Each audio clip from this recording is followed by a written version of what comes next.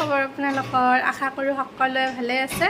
আৰু আজি মই কৰিম পাৰ্লাৰ নিচিনা এটা ফেচিয়েল ঘৰতে। বলকচোন তেনেহ'লে ভিডিঅ'টো ষ্টাৰ্ট কৰোঁ। আৰু হাতত এই বিলাহীটো দেখি চাগে গম পাইছে, মই আজি বিলাহীৰে কৰিম স্ক্ৰাব আৰু বিলাহীৰে বনাম মোৰ ফেচ পেক।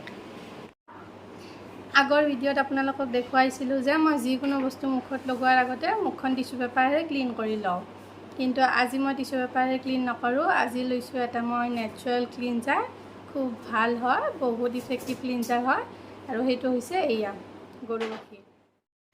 ক'বলৈ পাহৰিছিলোঁ, ইয়াত মই লৈছোঁ কেঁচা গৰু গাখীৰ।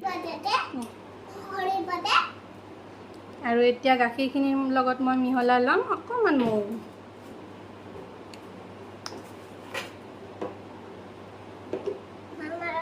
আৰু এইখিনি মই এতিয়া ভালদৰে মিক্স কৰি ল'ম। আৰু মিক্স কৰি উঠি এখন মই কটন কাপোৰ লৈছোঁ, কাপোৰখনেৰে মুখত লগাই দিম। আপোনালোকে কটন বাটছৰ সহায়তো লগাব পাৰে। কেঁচা গাখীৰে আমাৰ স্কিনখন বহুত ধুনীয়াকৈ চাফা কৰে। কেঁচা গাখীৰ এটা বহুত ধুনীয়া এণ্টি টেনিং এজেণ্ট হিচাপেও কাম কৰে। কেঁচা গাখীৰ অকণমান সময় ফ্ৰিজত ৰাখি বিলাহীৰ ৰসৰ সৈতে লগাই আপোনালোকে এণ্টি টেনিং ফেচ পেকো বনাব পাৰে।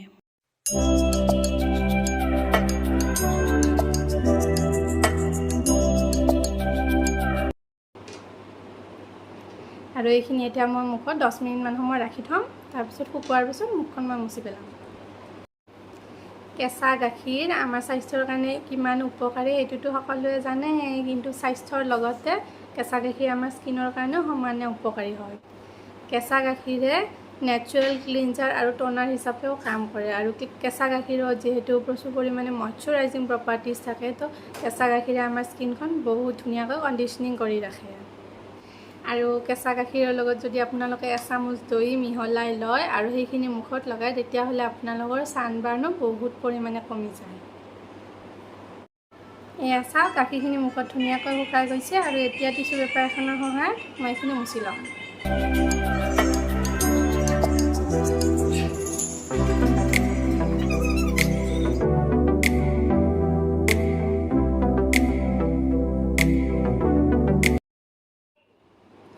এতিয়া মই কাটি লৈছোঁ এফাল বিলাহী, আৰু এফাল আছে বাৰু, সেইখিনি পিছত ব্যৱহাৰ কৰিম।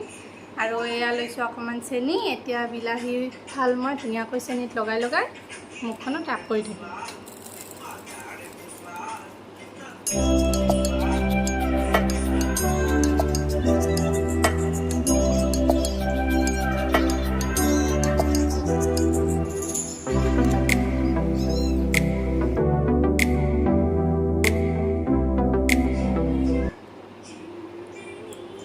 বিলাহীত থাকে আমাৰ প্ৰচুৰ পৰিমাণে এণ্টি অক্সিডেণ্টছ, যিয়ে আমাৰ ডেমেজ স্কিনখন ৰিপেয়াৰ কৰাত বহুতখিনি সহায় কৰে।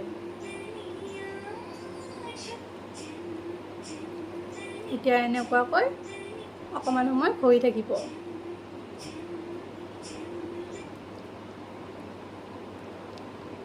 সঁচাকৈ এইটো স্ক্ৰাব বহুত বেছি ভাল হয়, বহুত বেছি ইফেক্টিভ হয়। আপোনালোকৰ ৰিজাল্টটো নিজেই দেখিব। মুখখন ধুই অহাৰ পাছত ৰিজাল্টটো নিজে দেখি আপোনালোকো আচৰিত হৈ যাব।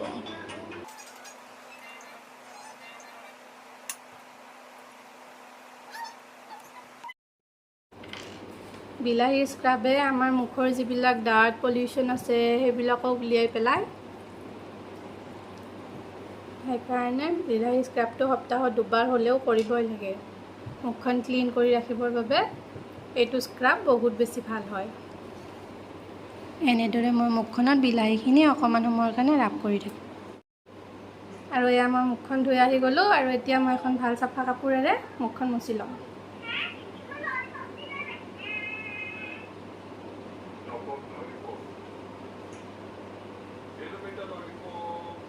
এয়া চাওকচোন, মুখখন বহুত বেছি ছফ্ট হৈছে, বহুত ক্লিন হৈছে। আৰু এতিয়া মই লগাম বিলাহী ৰসৰ ফেচ পেক। বলকচোন তেনেহ'লে ফেচ পেকটো বনাম। ইয়াত লৈছোঁ মই এটা গ্ৰেটাৰ, আৰু লৈছোঁ এডোখৰ তিয়ঁহখিনি মই বাকলি এৰুৱাই লৈছোঁ। আৰু গ্ৰেটাৰৰ সহায়ত মই এইখিনি গ্ৰেট কৰি ল'ম। যিহেতু তিয়ঁহে আমাৰ স্কিনখন বহুত পৰিমাণে হাইড্ৰেট কৰি ৰাখে, আৰু গৰমত স্কিনখন হাইড্ৰেট কৰি ৰখাটো বহুত জৰুৰী। সেইকাৰণে মই তিয়ঁহ লৈছোঁ। আৰু ইয়াত লৈছোঁ এডোখৰ বিলাহীখিনি বাৰু তেতিয়াই লৈ যোৱা স্কিনত স্ক্ৰাব কৰি উঠি যিখিনি ৰৈ গৈছিল সেইখিনি বিলাহী লৈছোঁ আৰু বিলাহীখিনিও মই গ্ৰেট কৰি ল'ম আৰু ইয়াৰ পাছত এইখিনি মই ৰসখিনি উলিয়াই ল'ম।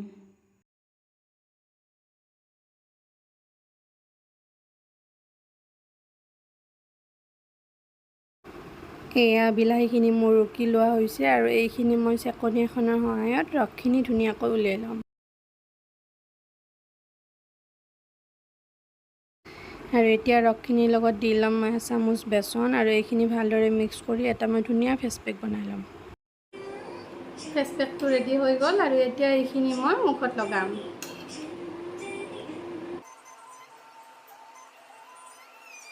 ফেচ পেকটো এতিয়া মই মাছাজ কৰি গোটেই মুখখনৰ লগতে ডিঙিটো লগাই ল'ম।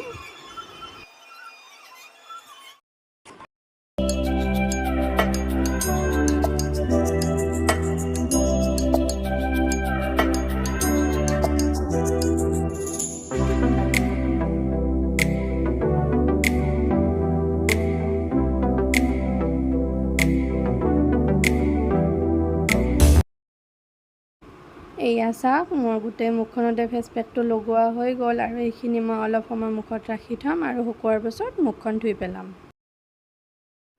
এয়া চাওক মই গা পা ধুই ধুনীয়াকৈ আহি গ'লোঁ। যিহেতু মই ফেচ পেকটো গা ধোৱাৰ আগতহে লগাইছিলোঁ সেইকাৰণে মই মুখখন ধোৱাৰ লগতে গাটো ধুনীয়াকৈ ধুই আহি গ'লোঁ আৰু ৰিজাল্টটো আপোনালোকে চাওকচোন, ইমান বেছি ধুনীয়া, ইমান স্মুথ হৈছে স্কিনখন।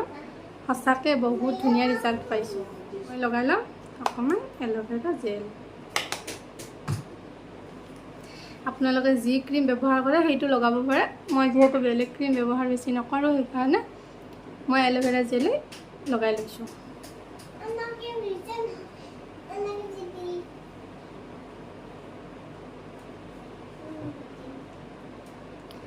যদি ভিডিঅ'টো চাই ভাল পাইছে তেন্তে লাইক, শ্বেয়াৰ আৰু ছাবস্ক্ৰাইব কৰিবলৈ নাপাহৰিব। পুনৰ লগ পাম নতুন এটা ভিডিঅ'ৰ সৈতে। আজিলৈ তেন্তে আহিছোঁ।